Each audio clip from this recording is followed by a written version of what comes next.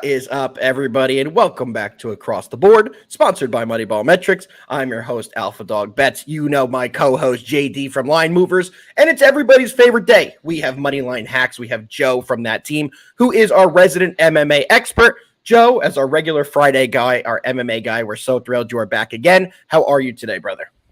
I'm doing great. Excellent. JD, and how are you today, my friend? Great, man. We are coming off a very good show. I believe I went 2-0. I believe you went 3-0-1. Yes, sir. Jammer actually hit a nice big plus money play. So yeah, man, like everything's good. The boys are rolling. I'm also coming in off an 8-1 day, not to toot my own horn, but big day for me. And JD, I know you had a plus 300,000 unit day, I believe, 2 days ago. So you've been absolutely on fire. And Joe, you've been killing it as well. Joe, let's start with you as you are a resident MMA guy. I know we have no UFC this weekend, but what do you have for us? So yeah, like you said, no UFC this weekend. We have some minor league MMA stuff, as you stated earlier. Focusing on the Contender Series. So that's what's going on this week. As of last week, let me just recap real quick. Absolutely. We did hit our big our UFC free play on this show. That was for the Cannonier versus Kyle Baraujo fight to go to decision at plus 100. That did hit, so people are happy there. We then went on to the Contender Series last Tuesday, this past Tuesday, where we ended up winning a total of about 7.5 units. 6 of those units came from just one play. And this is Dana White's Contender Series. So it's basically a bunch of the best fighters that aren't in the UFC yet, fighting for a contract to get into the UFC. And most of the time you need a finish or an exciting performance to even get a contract. A win just won't do it. So very exciting fights, very high value, and we ended up hitting our plus 237 parlay for 2.5 units. And then that same fighter that closed that parlay ended up winning their money line bet at plus 192 units. So we kind of won almost 4 units on that money line play there. Absolutely. And Joe, I tailed you on the Contender Series, so thank you very much. I had a fantastic evening enjoying your picks. You absolutely crushed it. And if you guys are not in the Moneyball Metrics Discord, you missed out on some free winners from Joe. Like he said, he absolutely crushed it. And there's another event this week. So get in the Moneyball Metrics Discord. You can find that from the Moneyball Metrics Twitter. Check in the description. You'll be able to get in the free Discord and enjoy some picks from the boys. Joe, besides last weekend, anything for this upcoming week you want to get us ready for? I know we have another big Contender Series coming up. Any exciting fights? I know there's no lines that have come out yet, but I know that you prepare and look into every matchup and you're ready for when those lines do drop. So is there anything we should be looking forward to? Any specific fights? Yeah, so right now it's still very early in the Contender Series for me to make an actual official pick, but follow us at the Moneyball Metrics Discord, and you'll be getting updates as they come.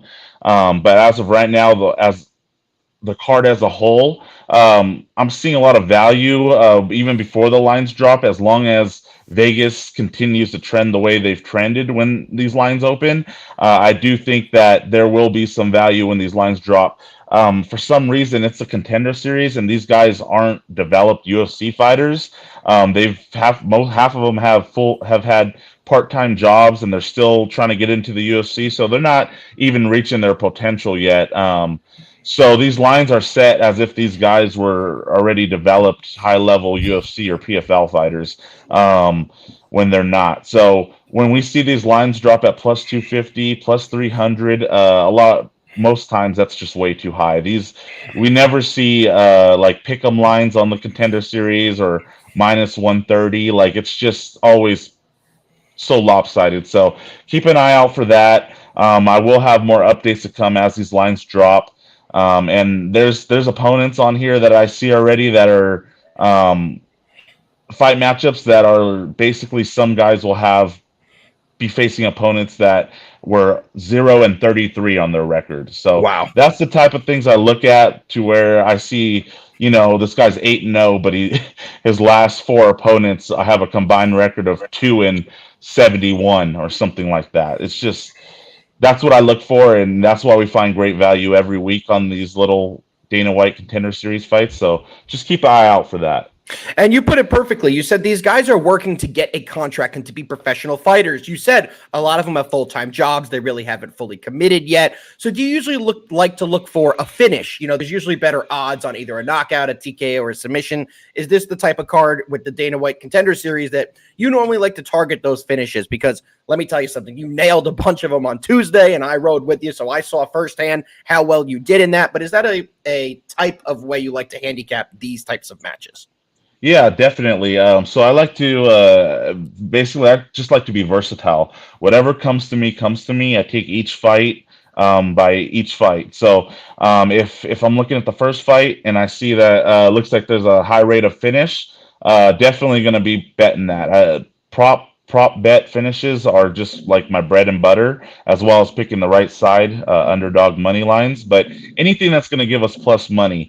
Like I said, we hit plus money every single week. We've probably hit over 10 plus money plays in the last 2 weeks.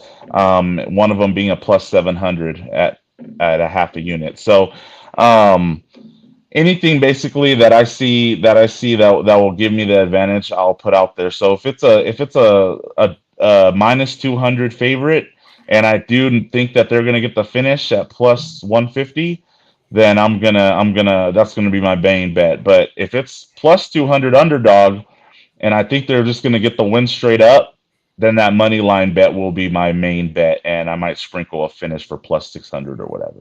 I love that. And that's why the people need to be in the Moneyball Metrics Discord following you, because you put all this time and all this effort to study the records, to study the previous opponents, to study how the fights have ended. You put all this time in, you're able to give the people some plus money plays. I know I appreciate you. I know the Discord appreciates you. Before we let you get out of here, is there anything else you want to add? I know it's a little bit of a light week, but you've been giving the people great information on how you make these picks. Yeah, just basically keep an eye out on the Moneyball Metrics Discord. We've been killing it in there with multiple different sports.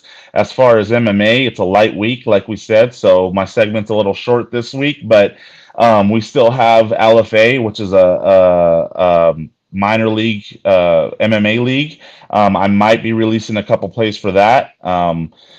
Then there's the bare knuckle fighting tomorrow, another kind of minor league for combat sports. I might be releasing a couple plays for that. And then for sure we have the Contender Series this Tuesday, Dana White's Contender Series. And like I said, we won almost 8 units last week, 6 units on one fight, only risking 1.5 units. So that's basically all I have for this week and as of right now. And just stay tuned in the Moneyball Metrics Discord, and I'll drop more information there. Joe, you are the man. You've been delivering the goods to the people. Guys, if you want Joe's plays, tap into the Moneyball Metrics Discord. I know I've said it a million times, but you guys know where it's at. And if you're not in the Discord, you're missing out on a ton of free money and the best community out there. Come join, come hang out with us, come cash some bets. I promise you'll be happy that you did. Joe, fantastic segment as always, brother, and I look forward to next week. We will catch you on a bigger episode next week with you for a big UFC card. Yes, catch you guys next week. Let's cash. Let's cash, Joe. We appreciate you, brother. And guys, we are now on to the MLB segment, and we don't just have Joe today. We have another special guest. We have Monotone Football. Monotone is one of the sharpest minds out there. If you don't follow him, make sure you check him out on X, Twitter, whatever the hell you want to call it now. You see his @ down below. Make sure you guys are following Monotone. Mono, how are you today, brother? Thank you for joining us. Ooh, I'm doing great, man. It's that time of year, right? Not only do we have a lot of baseball going on, now the college football's in full effect, and we're only a week away from actual NFL football as well. So I know it's one of the busiest times of the year for all of us, but man, I couldn't ask for anything better. I'm excited. Couldn't agree more, bro. And the chat agrees with you too. Whoop, whoop from Tater. It's the best time of the year, boys. It's better than Christmas season to me. We have all the best sports starting. It's almost even MLB playoffs. So we got through the dog days of summer. And like I said, the best sport of football is starting. So Monotone, we appreciate you taking the time coming in here. Today is just going to be MLB, but we're going to definitely have you on soon for a full football breakdown. JD, Monotone, are you guys ready to give the people the breakdown for the first game of the day? Yes, sir. Do it. Let's do it, boys. First game today we're covering is going to be the Braves, who are visiting the Phillies. Pitching for the Braves is Reynaldo Lopez. He's coming in 7-4 on the year with a 2.02 ERA. He's been fantastic. On the other side, Ranger Danger Suarez. He's 11-5 with a sub-3 ERA. His ERA is at a 2.82, so we have an extremely good pitching matchup today. Monotone, as our special guest, we will always start with you. What do you think of the first game of the day? It's going to be a good one. You just mentioned we're almost at the playoffs. Talk about a playoff kind of environment, right? Two division rivals going at it. The Phillies obviously coming in fantastic season. The Braves, they're doing well. They're not quite playing the way we might have expected before the season. And I think that's kind of what it comes down to right here, right? A close spread, two very good teams, two very good pitchers on the mound. Ranger, maybe probably not the better pitcher between him and Lopez, but it's pretty darn close, right? Two guys with almost that 2 ERA right there. For me personally, I think I'd be a little bit more inclined to back the Braves if it wasn't a lefty, right? We've seen Olsen heating up a little bit more, Harris back in the lineup now. I think they're starting to put the pieces together a little bit more. They're starting to look a little bit more like the Braves team we expected. But to be honest, still the way the Phillies lineup is playing right now and the fact that it is a left-handed pitcher on the mound, I think if I had to pick a side in this one, it would definitely be the Phillies for me. I definitely understand that point. JD, before I go, what do you think about this breakdown? Yeah, as far as actually Ranger goes, he had his first start back last game, and he pitched really well. That was against the Royals, and the Royals and actually like the Royals at actually home, you know their offense is great. Insane at home. And actually he only allowed one run.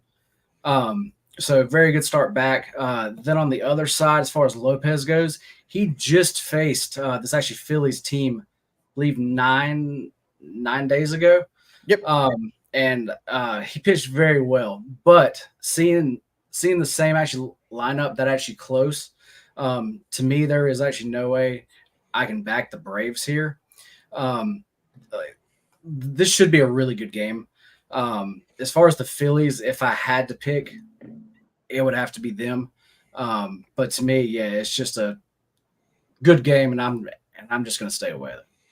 I appreciate both of you guys for taking that, but you know me, I'm not looking at a side. You know where I'm looking, and that's a total, boys. And I'm taking the under 8 here. You know I'm a big over better, especially in the summer and the good weather. But in this game, we just have such a good pitching matchup. I do think this one is going to stay rather low. Both teams have been relatively quiet on offense for what they are. And in this one, I really do think that we are going to see this one stay low for the starting pitching. I was debating doing a first 5 under, but I am going to go with the full game under with the 8. You know how I feel about games that have that solid 8 number. We do have the opportunity to push if they do get some runs. And this Phillies team might be in a little bit of trouble with that injury to Alec Boehm. He's been such a big stick in that lineup. They're going to have to figure out how to get by without him for now, and he has been, like I said, a huge piece in the middle of that order. Losing him will hurt their offensive production, and I think we will see that today, especially with such a good pitching matchup. So first pick for me of the day is going to be under 8. It may make best bets. It may not. You guys will have to stay tuned in to find out. Before we go to the next breakdown, guys, we have Nick, who's here every single show. He's here from the barber chair, checking in. Huge college football day from the MoneyBall Metrics crew yesterday. It's going to be a huge year. We could not agree more. Tater, I see your comments, but I'm not putting those on the screen. We appreciate you coming and commenting on the show, my friend. Let's keep it moving right along, guys, to the second breakdown we have on the day. And unfortunately, we have to talk about the Padres, who have been royally screwing me. It feels just about every day recently.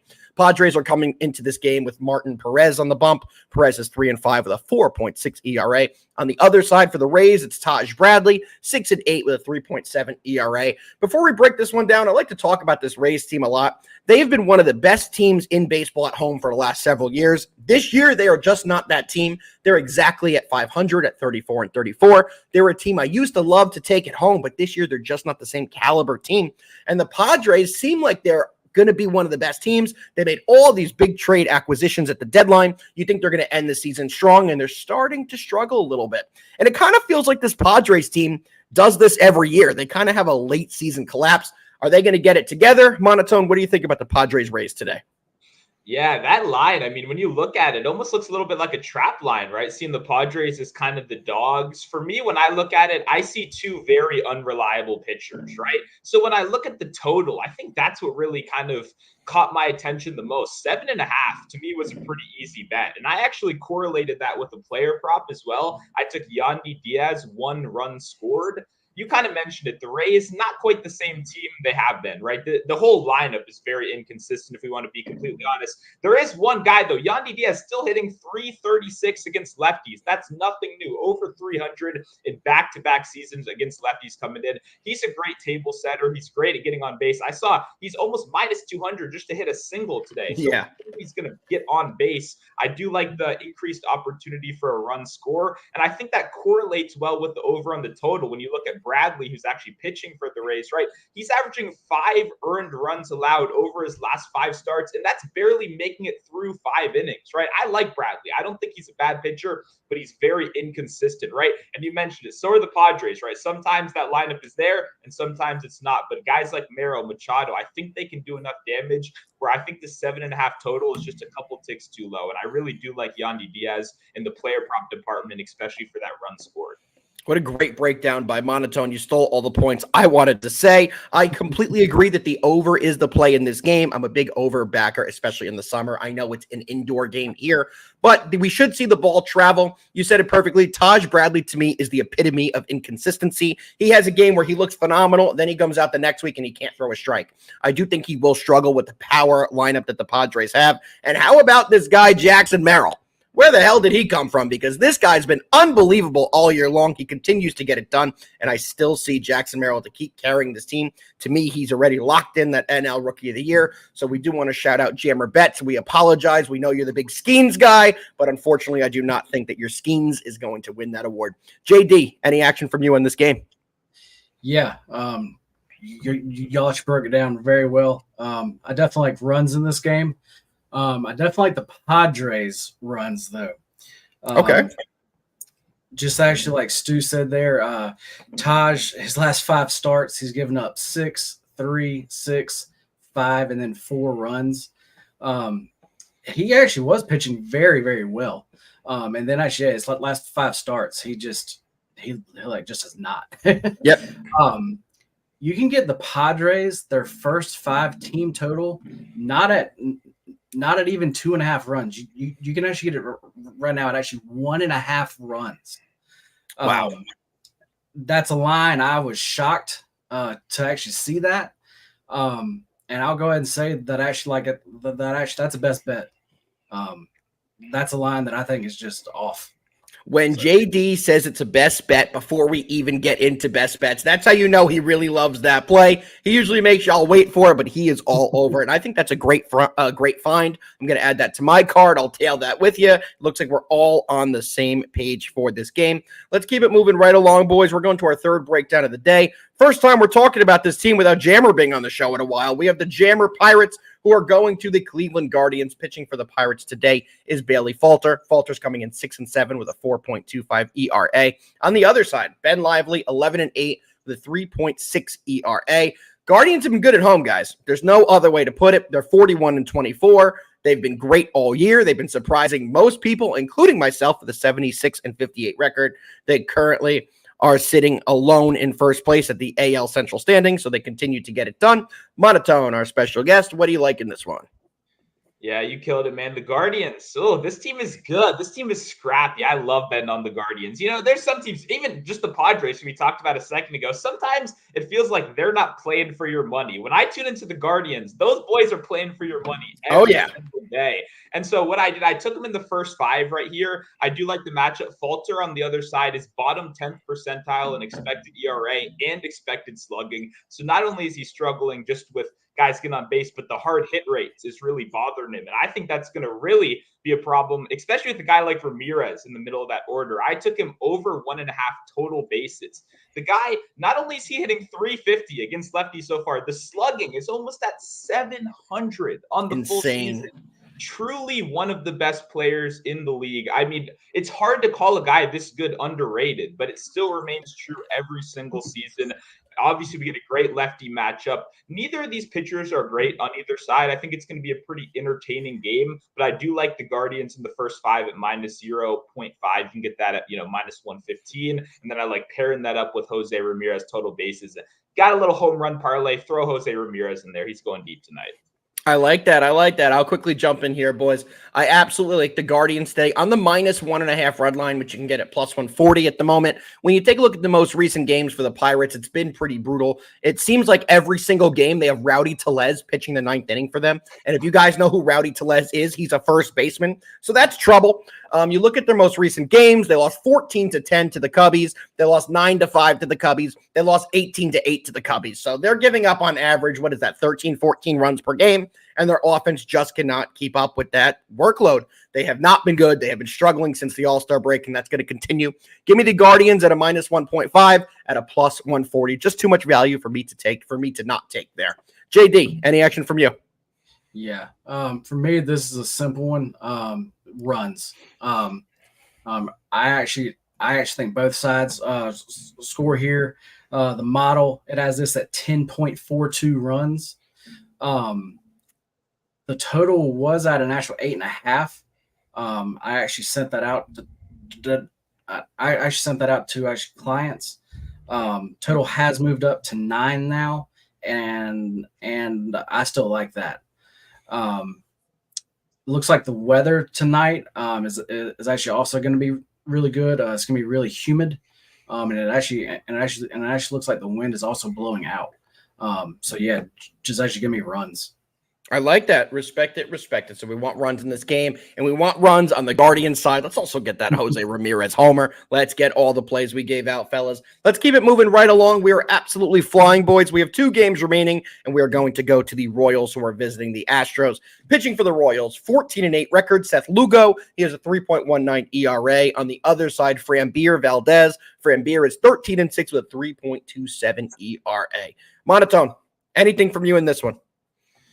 Yeah, this is interesting. 2 really good pitchers on the mound, kind of similar to our early game. The only difference is it's one of those things where earlier you saw that plus 120 for the underdog. This is plus 150 for the Royals, but there are 2 big factors here. These are 2 teams that, I don't know about you guys, me personally, I almost exclusively play at home, right? When the Astros get home, that's when the offense comes. And you mentioned it earlier. The Royals are so good at home. People have been accusing them of cheating this year, right? Yep. Bobby Witt, and not just him. I will say, my guy, the Italian stallion, Vinny P, it looks like he's going to be out for a long time. Yes, he is. Big hit in the middle of that lineup. One of my favorite underrated guys to bet on this season. I think this price is a little much. I haven't decided if I'm going to fully go in on the Royals as a dog, just because Framber has done so much for me over these last couple seasons. He's like the model of consistency, really one of the best guys out there. Maybe you go Bobby Witt in the prop direction if you don't want to play the Royals. But if this line gets up any more, maybe 160, minus 170, I might have to pull the trigger just with 2 very good pitchers on the mound here. I understand completely why you would go that route. For me, looking at the line, I analyze it the same way you do. I do like the Royals at that value because I do think that this game should be a lot closer than what the odds are implying. However, the same as you, Framber Valdez is my guy. They've won 4 of the last 5 starts he's gone out there, and it's hard to bet against him. But on the other side, I'm not comfortable betting this Astros team at anywhere near a minus 180 at home. I don't really like the minus 1.5 either. And to me, I think the totals are pretty sharp. This one, we could see a really low scoring game. We could see the Astros blow it open early. We could see the Royals blow it open early. There are so many things that could happen in this game. I'm going to stay away. And this is my time, JD, to get my line in daily that I say every show. Sometimes the best bet, guys, you can make on the game is no bet. And personally for me, no bet from me on this game. JD, what you got? Well, Alpha, yeah, kind of like you said there. As far as actually Framber goes, he's been pitching well for actually quite a while now. The Astros just seem to win actually whenever he's on the bump. And as far as actually Lugo goes on the other side, he is coming back down to earth hard. Yep. He has given up 6 or more runs in actually 3 out of his past 4 starts. just like you said, as far as the Astros number, though, I was trying to find a way to actually back them without actually laying a bunch of juice. So I actually played them on the first 5 run line. And actually I was able to get that at actually minus 105. I respect that. I like it. So we'll be rooting for that. I have no play on the game, but I will definitely be cheering for you, my friend. Let's keep it moving, boys. We have our final breakdown of the day. We have the Dodgers who are visiting Arizona, taking on the D-backs. Guys, if this game was a year ago, maybe 2 years ago, this would be one of the best pitching matchups we've seen in a while, but unfortunately, it's not today. Clayton Kershaw is coming in 2-2 with a 3.72 ERA. On the other side is Zach Gallen, 10-6 with a 3.7 ERA. Monotone, last breakdown. Kick it off. What you got? Yeah, hey, another good pitching matchup. I mean, you guys got me on a premier slate today. I appreciate it. I'm used to trekking with these, low level. I've got the Nats hat on. I'm used to breaking down some real bad pitchers, right? So it is good when we got some aces on the mound. But like you said, a guy like Gallen maybe hasn't been quite as sharp as people have expected him to. Even kind of the notorious home road splits, bro. He's amazing at home and bad on the road. They're not too far apart anymore, right? He's above 3 at home, above 4 ERA on the road. It's not super far apart, at least compared to last season when those splits were insane. I think for me, I love the D-backs. They've done a lot for me this year. I've got a couple futures on them. Their pitching is getting healthier at the right time. Unfortunately, I don't think the lineup is healthy enough right now, right? A guy like Ketel Marte, who's legitimately an MVP candidate this season, is not here, right? Christian Walker, a huge power bat, not here. Now I'm betting on Perdomo and Jake the Snake. My guy Josh Bell, who just got cut halfway through the year. These are the guys that now you're relying on to come in here and beat Clayton Kershaw, which I suddenly feel a little bit less confident in. So if we did have these D-backs, that killer's row in the middle of the lineup, I'd be a lot more interested in them here. But now it's kind of just the depth pieces. So I do like the Dodgers in this one. At first, I was looking at just the first 5 because I don't think Kershaw is going to go super deep. But man, this Dodgers pen has looked really good recently. They've even rehabbed some guys that they traded for. It's just a strong bullpen. I think they get the job done. So I like the Dodgers on the money line today. Monotone, it makes me very nervous because we have seen every single game the exact same way today. Guys, I agree with Monotone, everything he said. And when you take a look at Clayton Kershaw's splits, he's even better on the road. He's 2-1 with a 2.3 ERA. He's pitched better in that situation. And you said it perfectly. This D-backs team, they just don't have the bats right now. It does scare me a little bit because of how good the D-backs have been at home. They are 38-28, so they are 10 games over 500 at home. But the Dodgers team seems like they are getting rolling right now. They had 2 wins out of their last 3, including back-to-back over the Orioles. That was a big series for them.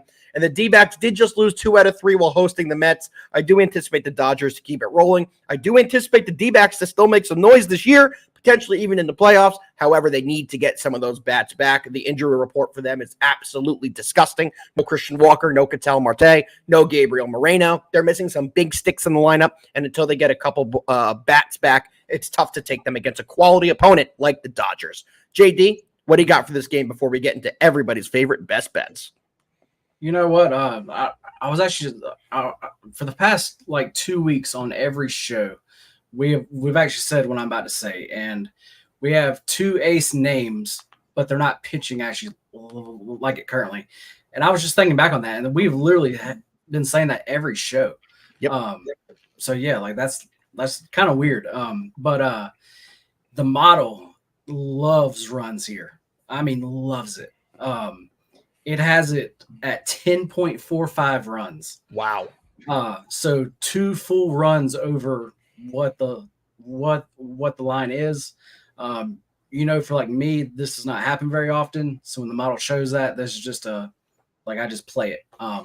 We haven't heard this in a little bit from you, JD. A couple weeks since we've had one of these big variance total games. And guys, if you've watched this show before, especially a couple weeks ago, a lot of those Red Sox-Yankee games, the JD's model had a full 2 runs over. We were cashing every single one of those. When his model is giving you a big variance, you tune in. Yeah. So actually for me here, it's just a very simple play. I actually think both teams should actually put up runs here. And you can get the over 8.5. It actually looks like plus 100 currently. So good value there. Good value there. All right, boys. Well, y'all know what time it is. What everyone is still doing. We have a little over 1,000 people here right now, and they are all here to hear our best bets. So you boys ready to dive right into it? Let's do it. Let's do it. Best bets. Monotone, we have to keep going to you first as our special guest. How many you got for the people today? 1, 2, 3. How many best bets? We'll do two. We're going to All start right. out a little different. I don't know if all your guests do this. I'm going to prop Jose Ramirez over 1.5 total bases. I know we talked about the game total, but that truly is my favorite prop in that game. Then we're going to go to that Rays-Padres game, and we're going to take the over at 7.5. I'm glad we all were kind of on the same page. I'm definitely tailing JD's Padres first 5 as well, but I just think there's so much inconsistency on both sides that I love the game total in that one. I love it. Guys, make sure you follow Monotone Football, giving out the winners. If he hits these bets, it's required that you go follow him because he gave you those winners. Guys, I will dive into my best bets. And JD, it's Friday. We'll let people know now we don't have a show on Monday because it's Labor Day. So I got 4 plays for the people. A big Friday. Braves, Phillies under 8. Second play is going to be the same as Monotone, over 7.5. And the Padres, Rays. Third play, we went over why the Guardians minus 1.5 at plus 140. Big plus money there. I think that's going to be an easy winner. And the final one is going to be that Dodgers game at minus 130. JD, you've been red hot. I believe your Twitter run right now is 37-15. What do you have for the people? All right. I really do like quite a few of these plays here. Let's go back to that Padres and Rays game. Yep, I have to give out that one. Current line is Padres first 5 team total over actually 1.5 at minus 120. Like I said, I absolutely love that play. Me too. It almost seems like a trap. But yeah, there's definitely a big play for me today. And then let's go back to the last game that we talked about there. Let's take the Dodgers and the Diamondbacks. Let's play the over 8.5, and I actually can get a plus 101. There we go.